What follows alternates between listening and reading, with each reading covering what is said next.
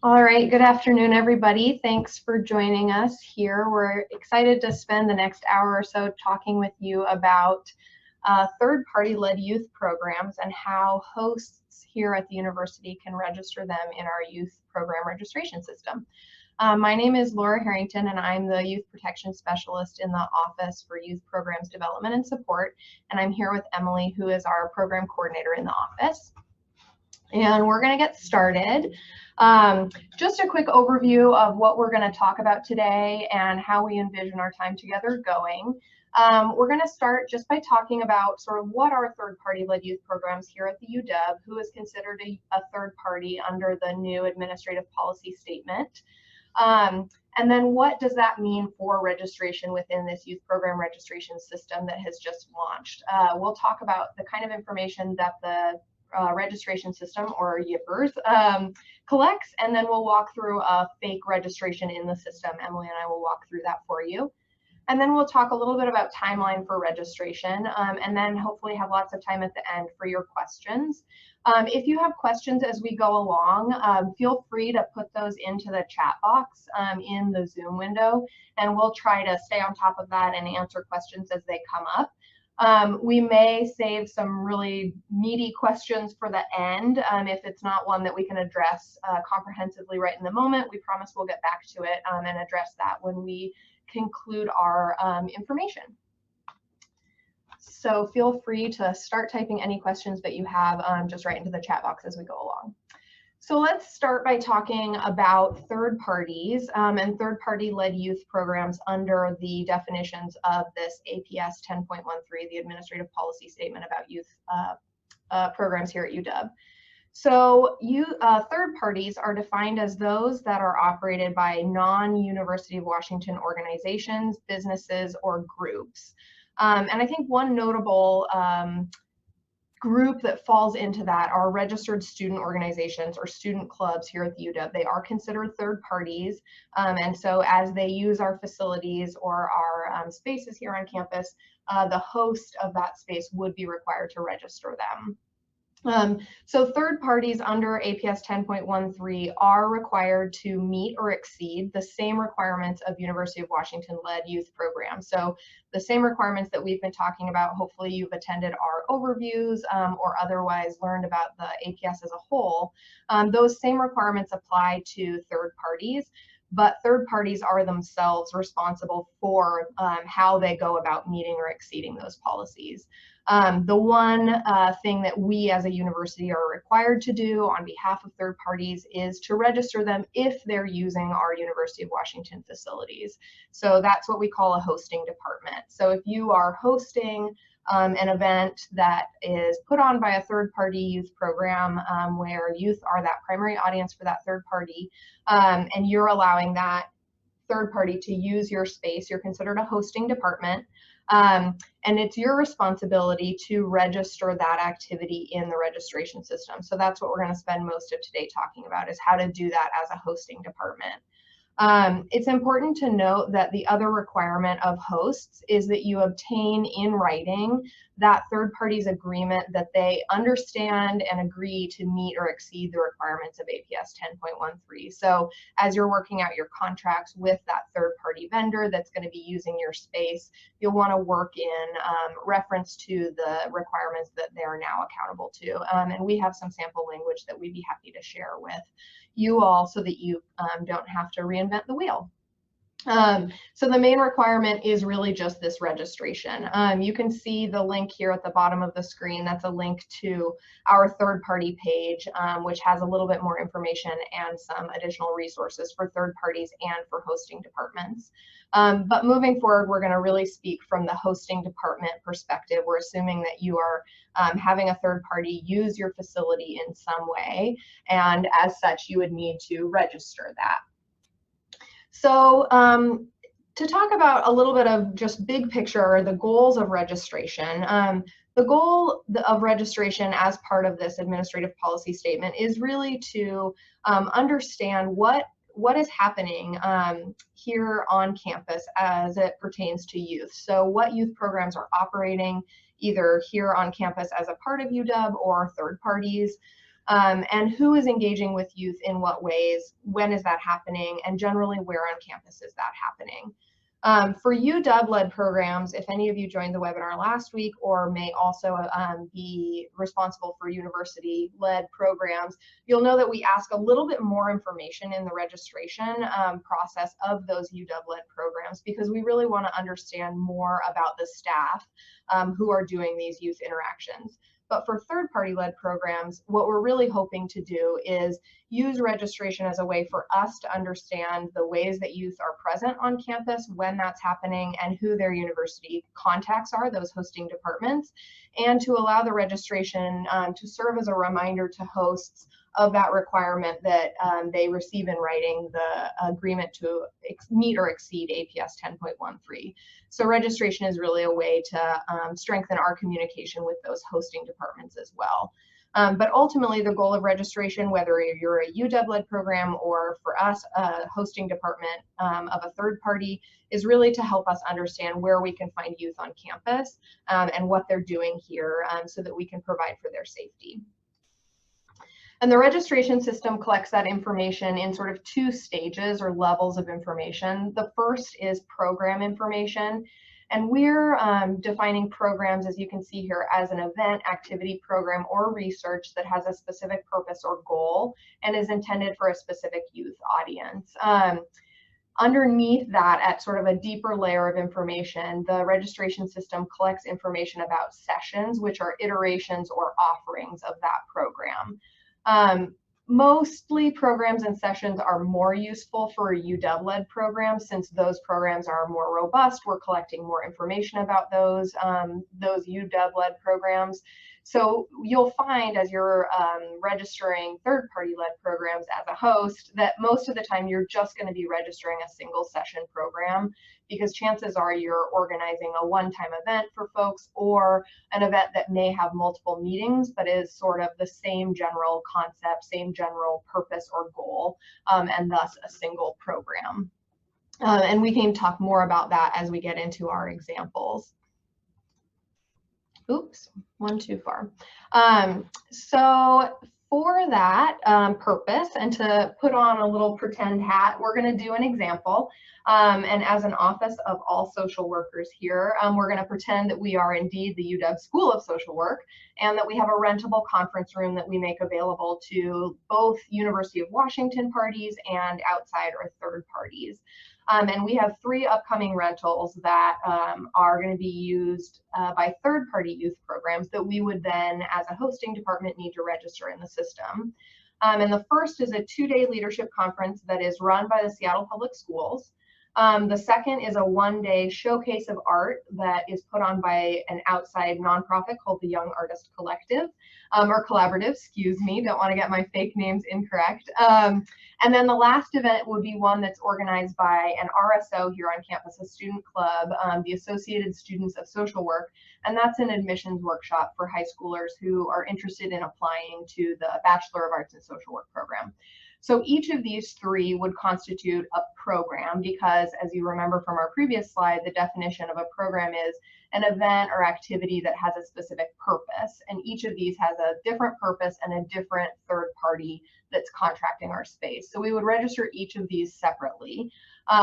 For the sakes of the webinar, we're only going to do one. We're going to do this one that's highlighted, the Youth Leadership Conference. But if we have other questions as we go along, we're happy to answer those about these other fake programs and how we would register that. So you can see here the link of where the registration system lives, and we will pop that open, and Emily will walk us through how to register a third-party program. All right, great. So as we keep going through the webinar, just a reminder that you can pose any questions in the chat box and we'll get to them as we're talking about the subject, or if it's more in-depth, we can save it for the end. So we're here on our youth registration system, youth program registration system. So I'm already logged in with our department email. So we're the Office for Youth Program Development and Support. If you were logging in for the first time, you'll just log in with your UWNet ID and password, and then see this homepage when you log in. So if you have already registered programs, you'll see another button here that will say Registration Management. But for now, we're just going to register a new program. So first we have these in-scope questions, which are in place to really help you determine if your program, event, activity, research, as Laura mentioned, we refer to all those as program throughout the form, fits within the scope of APS 10.13, and if it does, if it's UW or third party. So we'll go through here, we'll say yes, youth are an audience for our program. We'll say no, so the University of Washington is not responsible for the operation of this program since they are a third party. We're going to say no, it's not related to a clinical service providing, and then we'll end up saying yes here, so it is solely operated by that third party. So in this case, that's the Seattle Public Schools. After we fill out these questions, it'll give us a determination. So this green box is saying yes, we are a third-party youth program and we are in scope. If this box, if we were determined to not be in scope, it would be a red box that would tell us that we just don't need to continue on with this form. So we'll go on next. And most importantly here, if you're filling out this form, it can get a little tricky because you are, you're a University of Washington employee, but the key here is just to make sure it says here that you're a third-party youth program before you continue on, because the form changes based on this determination. All right, so if we had previously registered programs, again, it might pull up our last registered program, which can be a little confusing, but since we haven't done any, there's none here, but regardless, we're going to add a new program. Okay, so we are the Youth Leadership Conference. All right, so it's going to ask the name of that third-party group. So the program name isn't going to be the name. For example, in this case, it's not Seattle Public Schools. It's the name of the program that they're putting on, and then we list them here as the third-party group. For program description, we're just going to put in basically whatever we know. So this doesn't have to be thorough. This isn't your youth program, so you may not know, the full purpose of this program. But for this case, say we just know it's a 2-day conference, it's for high school youth, and they're from Seattle Public Schools, and that's fine for that. Next up is the URL. This is optional, but we'll go ahead and put this in. So next up, we have the campus from which the program is affiliated. So this is where it would be located, Seattle campus. So next up is the host department. So this is the group who is hosting that group in their space or in their facility or property. So this list should be comprehensive, and you can search by keyword. And there are both sort of like smaller level departments and then higher level, like all of the colleges. So if you don't see yours in there, you can always select like go up a level and do the College of Arts and Sciences, for example. And if all else fails, you can always do other, and we'll be looking through to see who's putting other and what might be more appropriate and adding departments as we go. And this list is generated by that campus affiliation that Emily put in above. So if you're like, I'm not seeing my department, make sure that you selected the correct campus affiliation because that's how this list is generated. And Tessa is asking a question, is the hub a department? And here we can see Emily illustrating that yes, indeed the hub is listed as a department. So you would be able to, if you're hosting folks in the hub, be able to supply that as your answer here. And if you are filling this out repeatedly and you're not seeing your location, you just want to shoot us an email and let us know, that's great, and we can absolutely add that. So for this case, we have the School of Social Work, so we'll go ahead and do that. Did you select it already? No. No, I didn't. Okay, now I can't find my own department. Okay, well, we'll say we are leaders in behavioral health and fix that later. So next up, it asks if this hosting department is the same as the sponsoring department. So for this case, we'll say no, it's not the same. So when we're talking about the sponsoring department, we're assuming, so any third party coming to use the campus facilities has a sponsor. So somebody at UW, a department at UW that's vouching for that third party. And they're sort of the ones who opened up the door for this group to use our facilities. So this, in the use of university facilities or UUF form, it's kind of the same concept. They also talk about sponsoring departments there. So for our example, we'll say, so this is a leadership conference. So maybe we'll say it's sponsored by the Foster School of Business. All right. Next up, we'll do minimum and maximum age of those participants. We're doing high school, so we'll say 14 to 18. And this, again, a range to the best of your knowledge for the youth program. And you're free to put in a wide range, such as if you know that it's a youth program, you know that it is because you're registering it here, you can say 0 to 18. That's absolutely appropriate if you don't have more detailed knowledge. And that's something that you can go back and change should you get more detailed knowledge in the future. For program type, same thing applies to the best of your knowledge. Go ahead and fill this out. So we'll say it's going to be for educational enrichment, and you just need to select one type. The final field on the program level is the name of the hosting department representative. So this will default to you as the person filling out the form. So this is me, who I'm logged in as.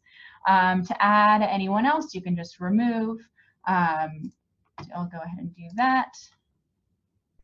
And say I will add myself. So this is an easy way to search, and this can be by either first last name or a UW-Net ID. And this is connected to our UW directory, so it should be able to pull anyone with a UW-Net ID. So from now on, we'll go next. All right, so we already covered this a little bit. So the session level detail and multiple sessions is mostly for UW programs. Most third parties will be single sessions, we're predicting, so we'll just go ahead and check this box that says this is a single session. This box just functions to make the session name the same as our program name and remove the ability for a button to be here that says add additional sessions. If your third-party program is multiple session and you just don't check this box, then you will be able to add multiple sessions and you just go through the form that way. And a brief little blurb here for a reminder about sessions and multi and single session programs. So we'll go through and enter in the date and time. So we're going to say this is a 2-day conference. Let's say it starts on May 16th.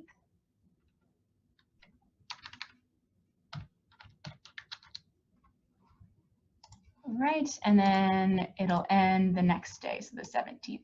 Once this calendar pops up, we have the ability to take off any dates by clicking on them.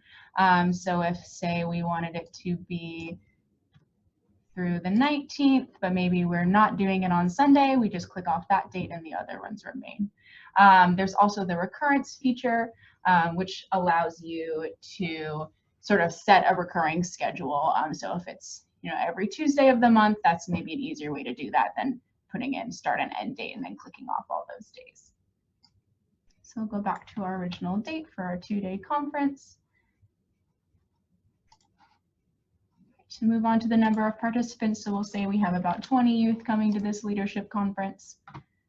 And then session attributes. So kind of the same thing as with the session or the program type. You may not know any of this information. That's totally fine. You can just say no to all these because you're only filling out this form to the best of your knowledge. So we'll go in here, we'll say, okay, maybe that we know that they're collecting youth's personal information, but everything else, not to our knowledge. So we'll select no for all of those. And one thing to note here, if you, for example, are housing and conference services, so you know that yes, there is an overnight stay because they're staying in your dorms, and you do know that they will also be doing physical activity at the IMA. Maybe they are doing the bulk of their program there, but they're just staying in the dorms as far as your involvement is. Feel free to just say yes to the overnight stay. The IMA should be registering them as well. So they'll be saying yes to the physical activity and any of these attributes that are taking place kind of in their side of things. Right, final question here. It's asking about location. So we're going to say it is on campus, and we'll put in the location of the School of Social Work building. There's also the option here to upload your location files. So if you have maybe more in-depth information than just one building, and you have that located in another document somewhere, you can always upload to save yourself some time. All right. So next step is the certification. So we've put in all the information about the youth program. Now we're just certifying that, as Laura mentioned before, besides registration, our other obligation as a third party is to have that written agreement from the third party that they will uphold the other requirements, meet or exceed them. So this is just signifying that you have included that language and that the third party has agreed. So that's me, UW office. We'll go next. So this review page, if we had missed any of the fields, would block us from going forward and let us know that we need to go back and complete something. But for now, we're good. We have completed all our fields. So we'll go through, we can just review everything and then submit. All right, so this is just the confirmation page. We are done. And now this registration management button appears so that we can look and see all the programs that we have on there. And so we've submitted the form, but that doesn't mean everything is locked down. If something changes, like perhaps something major, maybe they are moving to a different residence hall than the one you had said that they had previously planned on, you can go in and update any previously submitted registration. So submitting it doesn't mean that you'll never be able to change it. You do have that option, and that's through the registration management tool. And that also allows you as a department to go back and check and make sure, oh, did I remember to register that upcoming event? You'd be able to see that list of past registrations, either by the session or by the program, which again, for most of you as hosting departments would be doing single session programs. So it's largely going to look exactly the same, but that will allow you to click into the registration form and then make any changes if you would like to. So for instance, it looks like our Sunday date fell off, so maybe I'll go back in and register that to update that date and time. Okay, so that is a walkthrough of the registration system. Hopefully that demonstrates how simple registration, especially for third-party hosts, is. It's a pretty quick process. And as Emily mentioned throughout the form, with any of those questions that you really don't know, if you're not collecting that information, it's all right to give only that information that you have available to you. And if you have any questions as you're going through that, certainly let us know. We're always happy to troubleshoot the form individually with you all, or to think through how to best reflect it if you have questions about that program or session determination. So let's get slides back up here. And just quickly talk through the registration timeline. Again, this is also much simpler for third parties because really all you're doing is recording that information. What we just walked through is your entire obligation from a registration point of view. We got the registration system online right at the very tail end of October, and so we set November 1st as our registration date, the beginning date of registration. So what we're asking is that any activities that are happening as of November 1st or after November 1st be registered in the system. So if you had folks staying in your residence hall or using your IMA field, October 30th through November 3rd, we would want to see that registered since it takes place at least in part after that November 1st deadline. And then of course, anything moving forward after November 1st should be registered as well. And those things should be registered prior to the program start date, again, so that we can use registration as a tool to know in real time what is happening on campus each day. Any activities that concluded entirely before November 1st are not required to be registered. So it really is just that November 1st and onward. So as oops, my mouse keeps getting away from me. So as I mentioned, you want to register anything moving forward before that program start date. As we briefly demonstrated, you can, in an ongoing way, log any changes to those sessions or programs that you have. Let's say somebody wants to rent your room, the same group wants to rent it the following weekend because they had such a great experience. You can go ahead and go in there and add those dates easily, even after you've submitted the program. And then this is a good thing to remember just moving forward, that if you have recurring events, let's say you host the same summer camp every year in your hub bowling alley, you can use the registration duplication tool that we're going to have in the registration system to copy over events that occur repeatedly, so that when summer 2021 rolls around, you could copy over your bowling camp from summer 2020.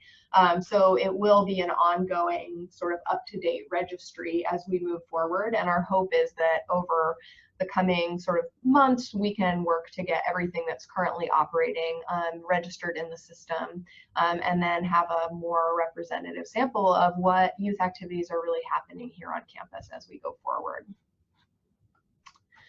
So that concludes the information that we have prepared. We would love to, for the rest of our time, just answer whatever questions you all have about how to register, things that need to be registered, role of third parties, whatever it is that you all are wondering. Now is the time. And I believe we have it set to allow you to unmute yourselves if you prefer to speak your question, or you can type it right into the chat, and we can go through whatever it is that you all are wondering as our host departments.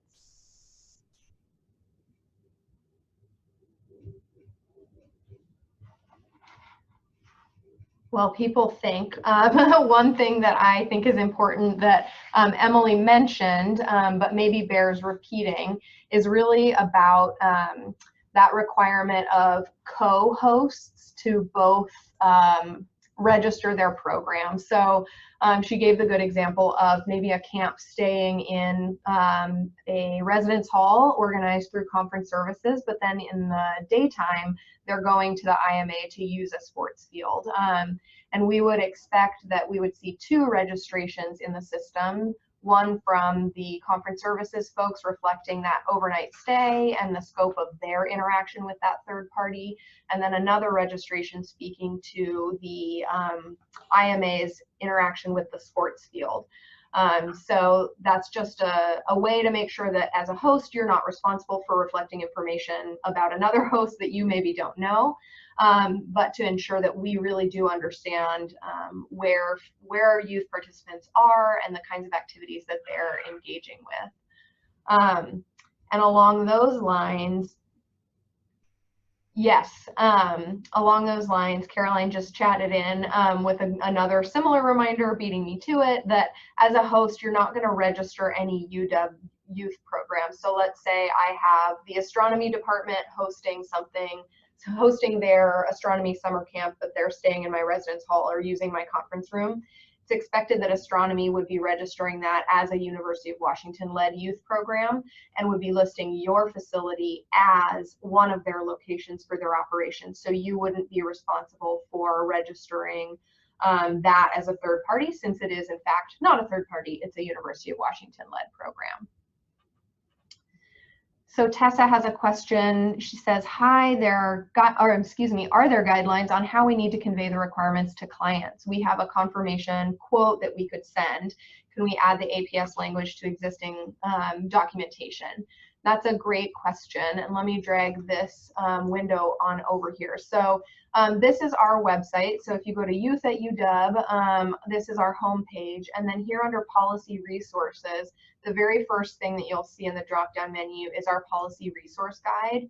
And this is sort of the one-stop shop for everything about APS 10.13. So there's a lot of information here, a lot of which is helpful for anyone thinking about youth programming, but specifically there's this part here about third parties, and that is both for third parties and for hosting departments. So if you scroll through this information, it reiterates some of the definitions that we walked through together already and the requirements. And then here at the bottom, there's the requirements of the UW departments or units that are hosting. So that reiterates the same obligations. And then here are some resources down here that are helpful.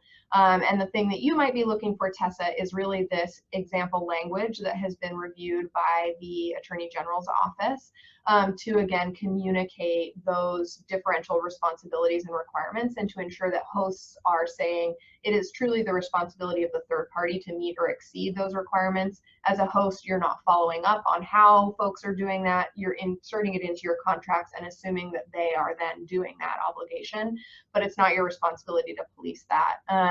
But this document is a really good wealth of pre-vetted language that you can share and insert into your documentation as you see fit and as fits your particular arrangements or contracts. And then, yes, Jason, great that you're on the webinar. So happy to have you because you do indeed have a great starting point. So if that is helpful as well, yeah, we have a lot of resources that are available, and Caroline's helpfully sharing as well that this document that we've pulled up is a starting place, and that we'll have updated additional guidance. We're working on developing that as we learn what resources would be helpful for hosts and third parties. So this is a great place to continue to check back, and we'll be communicating out to our Youth at UW mailing list as new things come online, new resources and new help.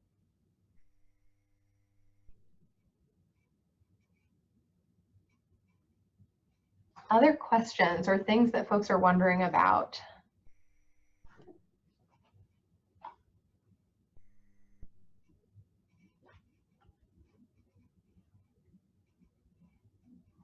Well, hopefully that is a reflection of how simple this seems. We really do want it to be straightforward, especially for our hosts. I think the biggest thing that we always want to communicate at the end of every session is really this, that we are super available to you all. We want to be able to answer these questions as they come up. So don't think of today as the last opportunity. Real quick, another question sneaking in. So the sponsoring department in the registration form is not a required field. It pops up if you say yes to the question, is your hosting and sponsoring department different? If it is the same, you just hit yes and you won't have to fill in a sponsoring department. And then to the second part of that question about youth programs not coming through a department, that might be a good conversation for us to have about how youth programs are gaining access to using facilities on campus, because as it currently stands, the expectation is sort of that youth programs that are using university facilities have some sort of host or sponsor. So if you're feeling kind of confused about, am I a host, am I a sponsor, that's a great thing for us to talk through about how to reflect your arrangement via the registration. And yeah, and Emily's right to bring up that there is always the other option in the sponsoring department. So if you're sponsoring department field, if you're not seeing your department, you're not seeing your arrangement reflected, that's another option. And we'll be checking in on the others so that we can make sure that our system is as robust as possible. Yeah, and if you want to get your registration done because this youth group is coming to campus this weekend, you can always put other, and then we can just to be able to submit the form, and then we can troubleshoot if that youth program really doesn't have a sponsoring department and you're not sponsoring them. We can figure it out, but you can put other in the meantime.